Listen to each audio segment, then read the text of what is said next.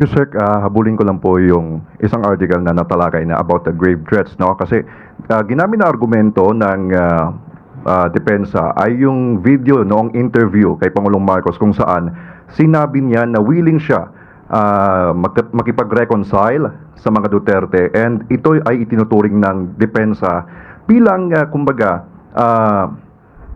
hindi mabigat na itinuturing ng Pangulo yung mga threats sa buhay nila. Ganun po kababaw talaga ang kanilang argumento? Medyo parang malayo po yun at hindi konektado. Unang-una, kahapon sinabi na natin, yung pagbabanta, consummated na po yun. At hindi lang ito isang maliit na bagay, isang maliit na kaso, kung hindi ang pinag-uusapan dito ay impeachment ng isang impeachable officer sa katauhan ng Vice Presidente na may kakilala, may kaibigan na killer or willing pumatay. Hindi dapat ang public servant, kahit sino man, ordinaryong tao, lalong-lalo na kung ikaw ay nag-ookupa ng pangalawang pinakamataas na posisyon sa bansa, na magkakaroon ka ng kakilalang killer. Dahil pag ikaw ay nakipag-usap sa isang killer at umayon siya na siya'y papatay, it's already a crime. So you're doing a crime. You're committing a crime. Hindi ito patungkol lang sa isang maliit na grave threats. Patungkol ito sa kapasidad ng tao kung kaya mo bang mamuno gamit ang utak mo, puso mo. Yun ang usapin dito. So hindi dapat to iligaw. Patungkol dun sa sinasabing gustong Reconcile. Ang tanong po kasi ni Katunying at the time ay kung willing ba makipag-reconcile sa mga Duterte. Ang sagot ng Pangulo ay opo sa lahat ng maaaring hindi pa sumasang-ayon sa kanya. Hindi ito partikular lamang sa mga Duterte. Ang sabi ng Pangulo, ayaw niya ng kaaway. Kaya kaya niya at ready siya makipag-reconcile sa lahat. So, kahit gusto makipag-reconcile ng Pangulo sa lahat ng maaaring hindi sumasang-ayon sa kanya, hindi nabubura ang pagbabanta sa buhay ng Pangulo, ni First Lady, at ni dating House Speaker ng Vice Presidente. Follow up po, doon po sa sinabi ninyo, no? Doon kasi sa video, media briefing kasama yung Vice Presidente, sinabi, hindi marunong maging presidente si Pangulong Bongbong Marcos, sabi ni VP Sara. Ngayon, yung prosecution ang sabi din, kine-question nila yung kapasidad ng Vice Presidente sa kanyang ambisyon when she declared her ambition or her candidacy para sa 2028. Ano po yung reaction ng Palasyo dito? Tinatanong ng prosecution yung kakayahan ng Vice Presidente. Isa ito sa issue dito sa impeachment trial. Kaya po dinidinig ito para malaman natin kung ang susunod natin mga leader o yung kasalukuyang leader ay dapat bang mamuno. Hindi para sa pansarili, kundi para sa taong bayan at para sa bansa. Kung tinatanong po ito ng prosecution, well, sa kanila po yan. Pero ang taong bayan, tayo ba? Nagtatanong tayo. Kaya ba ng isang Vice Presidente na mamuno bilang presidente sa mga susunod na taon? Salamat. Senators Alan Peter and Pia Cayetano says the NBI's planned probe into the 2019 SEA Games is meant to intimidate senator judges and distract them from the impeachment trial. Because una pong nasabi ni Director Matibag na gusto nilang tingnan yung naganap umano o posibleng anomalya noong 2019 SEA Games, including yung 10 billion unliquidated funds, lack of competitive bidding, and questionable 50 million cauldron or caldero. So una po, does Malacanang support this investigation, and how does the palace want to respond to claims that it is meant to intimidate senator judges? Unang-una po, mandato naman po ng pamunuan ng NBI na mag-imbestiga kung meron po silang naririnig, nalaman na anomalya hindi po kailangang utusan ng Pangulo. Mandato po yan ng NBI, ng CIDG, ng PNP. Trabaho po nila yan. Kung ito ay sinasabing panggigipit, ang aking pong narinig lamang ay ito ay paiimbestigahan ni NBI Director Matibag dahil kung inyo pong matatandaan, magtatayo po ng NBI Academy dito sa New Clark City. At the time na nagkaroon sila ng pagpupulong ay mayroong nakapagsabi sa kanya na mayroong mga issue patungkol sa korupsyon nung ito daw ay isinagawa. So ito yung nabanggit lang naman sa kanya at naisumbong bilang isang namumuno sa NBI. Kapag may nadinig na ganun, ano ba ang dapat gawin? Isa walang bahala? Tulugan? Ignore? O imbestigahan? Hindi po ba dapat na imbestigahan hindi dahil gusto niyang manira o makadiskaril ng isang tao? Pangalawa, walang nabanggit si NBI Director kung sino ang kanyang iimbestigahan. Pero naitanong na isang reporter na nakabanggit ng pangalan. At ito naman ay sinang-ayunan niya. Sinabi niya na makikipagtulungan sa kanyang paniwala ay makakatulong ang bawat tao sa pag-iimbestiga. Bakit sasabihin na ginigipit? Tama ba yung word? Ginigipit? Ini-intimidate.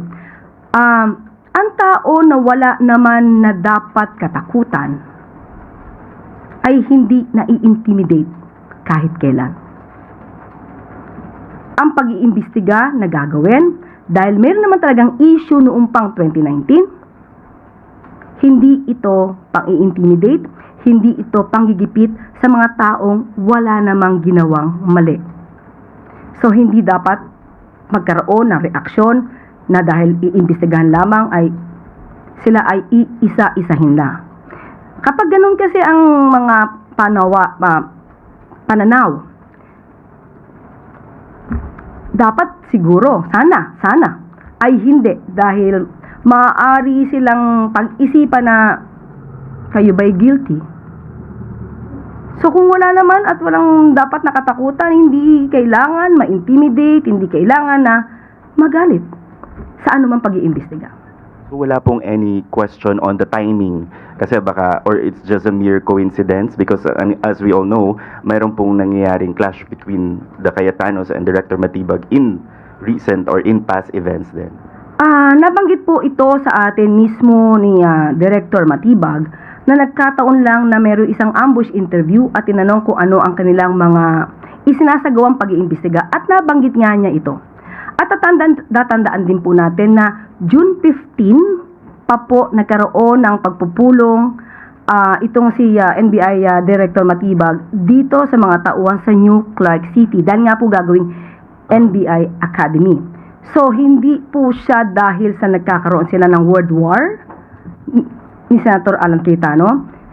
Nabanggit lang po niya ito dahil tinanong po siya sa isang ambush interview. Last na lang po, speaking of officials who might be tagged or investigated in this 2019 SEA Games, sa speech din po or sa statement ni Senator Cayetano yesterday, nabanggit niya po na it's definitely not me dun sa mga ibang procedures because the infrastructure involved, it was done by the BCDA. The chairman of BCDA is one of the closest advisors of the president now, and I think he's referring to now DPWH Secretary Vince Dizon. What guarantee will Malacanang give to the public na kung umabot man po sa punto na tanungin din si Secretary Vince ay hindi po manghihimasok ang palasyo? Sa ating pong pagkakaalam na imbestigahan po si Secretary Vince Dizon noong mga panahon na yon patungkol po dyan sa issue na yan. Siya po ay naimbestigahan, umandar yung pag-imbestiga, at siya po ay napawalang sala. Meron pong ganoong record. Sa ating pagkakaalam, hindi naimbestigahan sila Senator Alan Cayetano. At the time ay Speaker of the House. Hindi naimbestigahan yung ibang mga maaaring mabanggit. Dahil sa ating pagkakaalam, ang dating Pangulong Duterte ay nilinis na agad si Senator Alan Cayetano at the time kahit wala pang umaandar na pag-iimbestiga. So as far as Secretary Vince Dizon is concerned, meron pong record na napawalang sala siya at na-dismiss ang kaso dito. Sunod po na tanong, Ann Soberano, Bombo Radyo.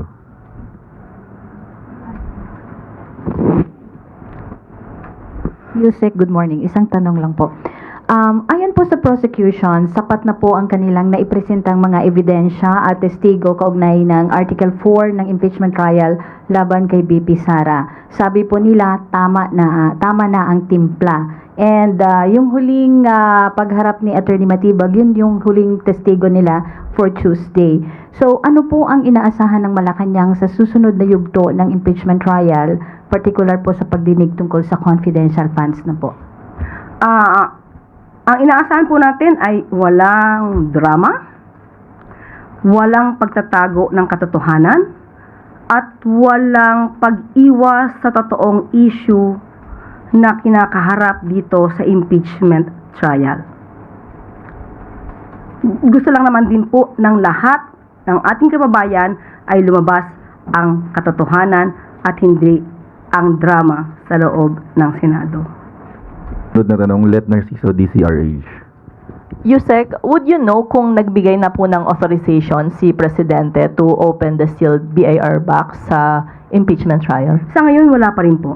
Wala pa rin pong ibinibigay na anumang request sa ating panung. Wala pa po na ibibigay sa atin na impormasyon patungkol po dyan. So far, wala pa po. Kanino po manggagaling yung request sa impeachment court? Hindi ko po alam. Maybe sa prosecutors, maybe sa Senado. Tingnan po natin. Sa taong bayan, pwede rin.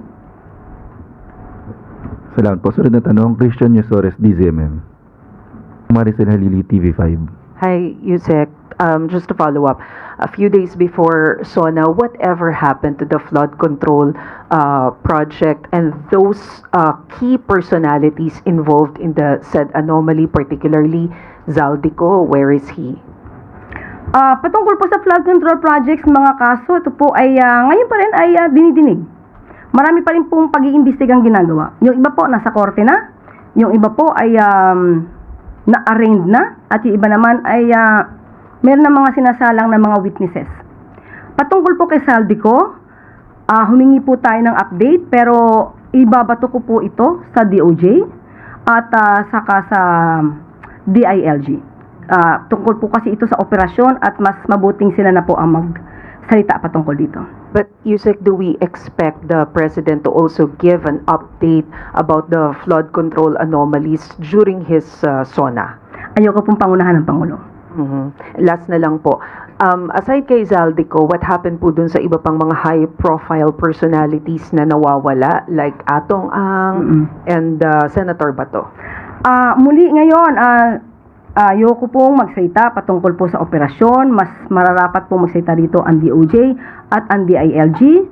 Ang kaso po, lahat ni Atong Ang ay na-transfer na po sa RTC Quezon City.